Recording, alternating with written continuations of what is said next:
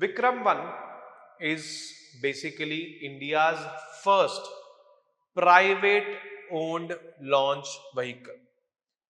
Privately developed orbital launch vehicle. Launch vehicle means the rocket which you are seeing. And privately owned or privately developed, there's this, I would say, company called as Skyroot Aerospace which has developed it. And the mission was named as Mission Aagaman, making it India's first mission. Now, this Vikram-1 has successfully placed payloads into the low Earth orbits. Payloads means satellites and all. And with this achievement, India became the third country after US and China where a private company has independently reached the orbit. Before the present scenario, ISRO was only launching the payloads into the space. ISRO hi kar raha tha, which is government owned. So that is why it is historic for India. Okay. Now about Vikram-1. It is an orbital launch vehicle developed by Skyroot Aerospace, which orbit low Earth orbit. Low Earth orbit is up to 1000 to 1200 kilometers from the Earth's surface. This rocket is named by Dr. Vikram-1, regarded as the father of Indian space program. That is why Vikram-1. This Skyroot Aerospace has developed it. It is based in Hyderabad. First space sector unicorn it is. It follows the successful Vikram-S suborbital mission launched in 2022. It launched one satellite also, Vikram-S, in 2022, which demonstrated launch capabilities but did not achieve the orbit.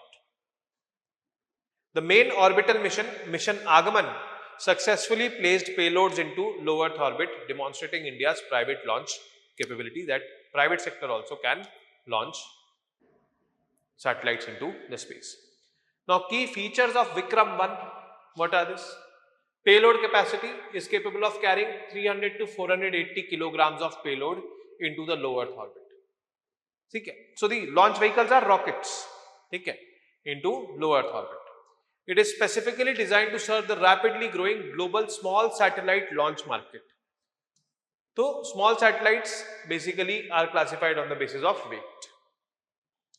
Carbon composite structure.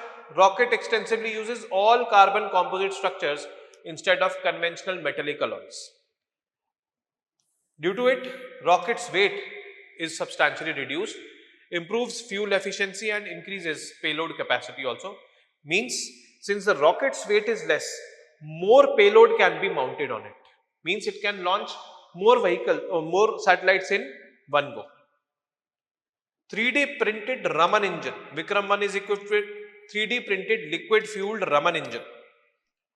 This engine enables precise orbital insertion while reducing manufacturing time, component complexity and production costs.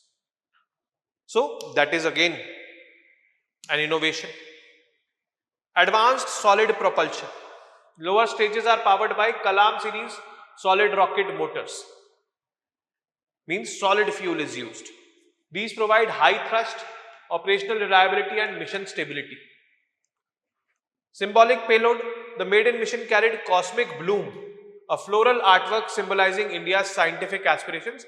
It has no function, it is symbolic. Just in order to demonstrate the launching capabilities and all, this was there. An 18-karat gold micro rocket containing microscopic sculptures of Dr. C.V. Raman, Dr. Vikram-1 and Dr. APJ Abdul Kalam. So it was mainly symbolic. No such satellite and all was there. But just to demonstrate the launching capabilities, this was there. Significance of Vikram-1. Validation of space sector reforms. India opened its space sector for the private players in 2020 and demonstrated the effectiveness of opening the space sector to private participation. So 2020 we reformed our space sector, opened it for the private players, and now we have the first privately launched vehicle, privately owned launch vehicle. Emergence of commercial space ecosystem. Vikram-1 represents India's transition from ISRO-led model to a public-private partnership model. It strengthens India's position in the global commercial launch service market. Now we can launch satellites for other countries also. Skyroot Aerospace can definitely, market itself. Global competitiveness, indigenous innovations such as 3D printing and carbon composite technologies were used, which enable India to develop world-class launch vehicles at competitive costs and low weights.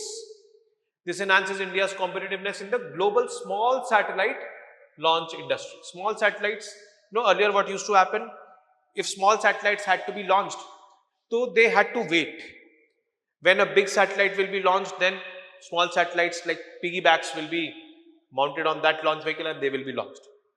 As a result, delay was there. Now, what we are targeting is, we are having small satellite launch vehicles. ISRO has developed small satellite launch vehicles which can, launch small vehicles, small satellites. Skyroot Aerospace Vikram-1 is also a small satellite launch vehicle, you can say, but it is privately owned. So small satellites no longer will have to wait. They can be launched through these small satellite launch vehicles. These are cost effective also. Strategic importance, private launch vehicles reduce dependence on ISRO for routine commercial launches. So ISRO pe burden kam hoega. ISRO can therefore devote greater resources to Gaganyaan, deep space exploration, planetary missions, advanced scientific research and all. So that can be done. Now, government reforms in the space sector were initiated in 2020 to incorporate private players.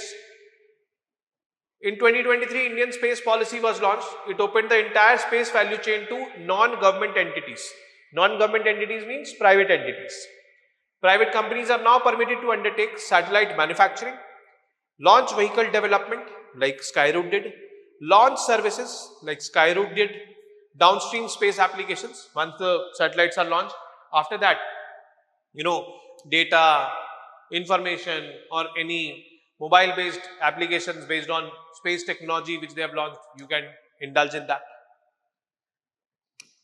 Next is IN-SPACE, Indian National Space Promotion and Authorization Center. What it is an autonomous agency established to regulate and promote private participation in space sector. No doubt the space sector has been opened for the private players, doesn't mean that private players can misuse it. In order to prevent misuse by the private players, there is a regulator in the form of IN-SPACE. IN-SPACE will facilitate launch for them, for the private players, and regulate their activities also. It acts as a single window agency for authorization and facilitation. It grants authorization to private space missions. Granting authorization means it is acting like a regulator. It provides access to ISRO infrastructure and testing facilities. If any private player wants to access ISRO infrastructure, ISRO testing facilities, that can also be granted. It facilitates technology transfer. If ISRO wants to transfer technology, then that can be done through IN-SPACE. Encourages innovation and commercialization among the private players. So basically it is acting like a regulator also, it is acting like a facilitator also for the private players to enter into the space domain. Second such organization which was formed apart from IN-SPACE was NSIL, New Space India Limited. It is the commercial arm of ISRO. Commercial arm of ISRO means it promotes commercialization of Indian space technologies and supports private sector participation. Means it is kind of a marketing agency of ISRO. It will market ISRO's achievements and it will bring business for ISRO. Commercial launch services, satellite manufacturing, technology transfers, end-to-end space solutions is provided by them. That is NSIL. So these two PSUs were formed, IN-SPACE and NSIL. Government's financial support. IN-SPACE Seed Fund Scheme provides grants up to 1 crore for startups and MSMEs in the space sector. It supports mentorship, networking and business development. Then 1000 crore venture capital fund created to promote early stage investment in India's space startup ecosystem. Then next is Technology Adoption Fund. Corpus is 500 crore rupees, provides up to 60% funding for startups and MSMEs, up to 40% funding for large industries, and maximum assistance 25 crore per project. Liberalized foreign direct investment. Government has liberalized FDI norms, 74% automatic route, satellite manufacturing and operations. FDI means foreign direct investment can come. 49% automatic route for launch vehicles and spaceports. 49% FDI automatically can come into such industries. 100% automatic route, satellite components and subsystems. So FDI is also being permitted by the government in this sector.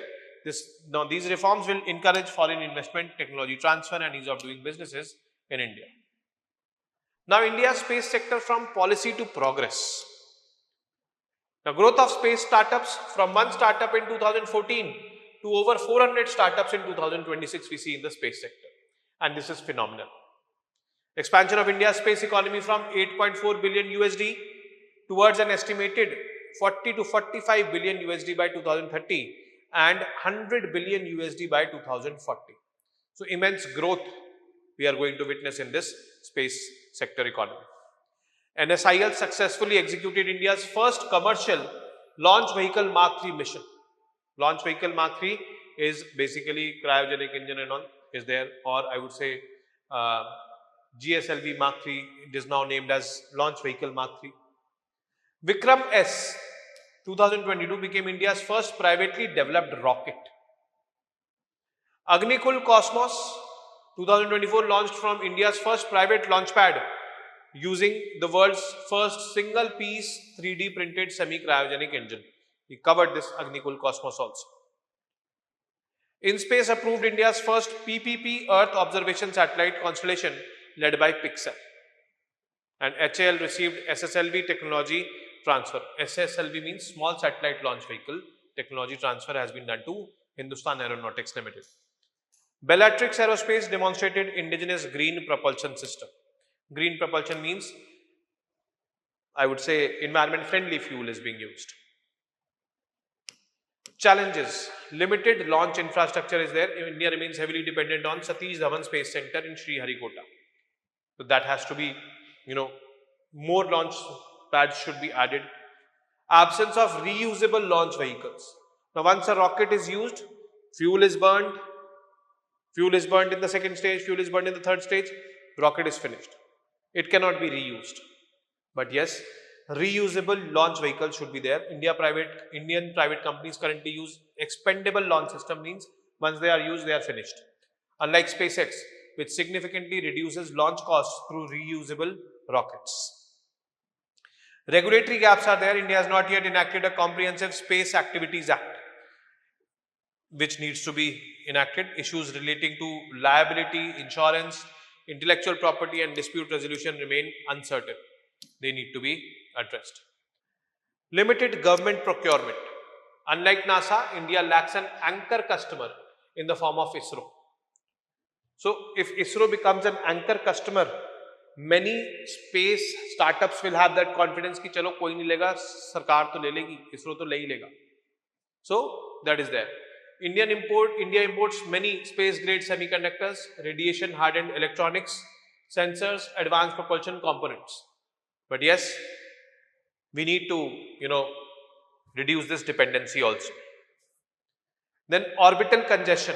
Competition for orbital slots and radio spectrum is increasing because of global mega constellations. Means many countries are launching satellites, due to which space is getting reduced. Next is space security. Growing private participation requires stronger space situation awareness, cyber security, space debris management. Because see, future wars definitely will include the assets in the space also. So private players need to be aware about these things. And considering all these things, considering all these challenges, we need to find way forwards. First of all, Space Activity Act should be there. ISRO should be acting like an anchor customer, and anchor customer model should be there. Production linked incentive scheme should be extended to the space sector startups. Accelerate development of Kulasekar-Pattinam spaceport and space manufacturing parks. So apart from Satish Dhawan in Sriharikota, we'll have another spaceport. Promote reusable launch vehicle technology like SpaceX is doing. promote Atmanirbhar Bharat, then utilize international initiatives like ICET, that is Initiative for Critical and Emerging Technologies, which is an initiative between India and US for promoting space, because one of the domains in ICET is space. Artemis Accords, which aims at space explorations, India is part of it. Enhance global collaboration while protecting strategic national interests. So, in all these domains, we need to look forward, think forward, then our space domain or space sector will become more vibrant and sustainable. But yes, immense potential as we have seen. The need is to work upon it.